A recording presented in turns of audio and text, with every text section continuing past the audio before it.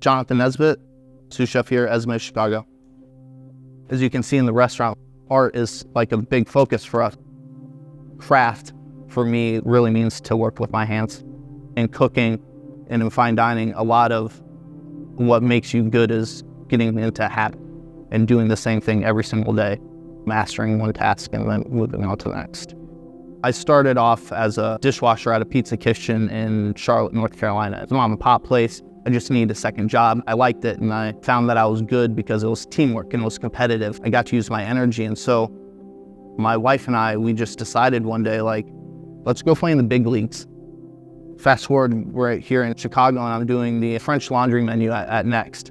I looked up from my station, and I'm like, 112 covers on tonight, and it's friends and family, and Thomas Keller flew in from New York, and Chef Achatz is at the pass, and Chef Jenner's right here, and then everyone from the Aviary and the Royster who also worked at Alinea, they came over, and so there's just like the Hall of Fame or this Mount Rushmore of people who I've just always like looked up to or wanted to be like or moved to Chicago to work for, and here they are, and I'm standing in front of them cooking French laundry in 1996 for Thomas Keller. That was a cool moment.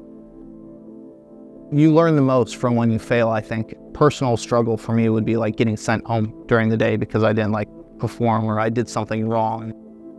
It drives you to not have that feeling again because like not only did you let yourself down, but you let your team down as well. Also, it teaches you how to like pick yourself up and put your shoes back on again and keep on going. At the end of the day, that guest is coming in at 5 o'clock and they want their first course by 5:15 and you have to do it.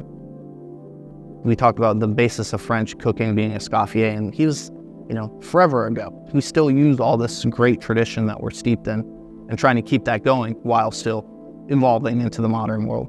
It really gives me a connection, especially to the food. There was a farmer who went out and sowed that patch of grass and planted that corn seed and then raised it, watered it, pruned it, made sure insects didn't mess with it. The least I can do is with my hands take care of that ingredient and present it in the best way possible.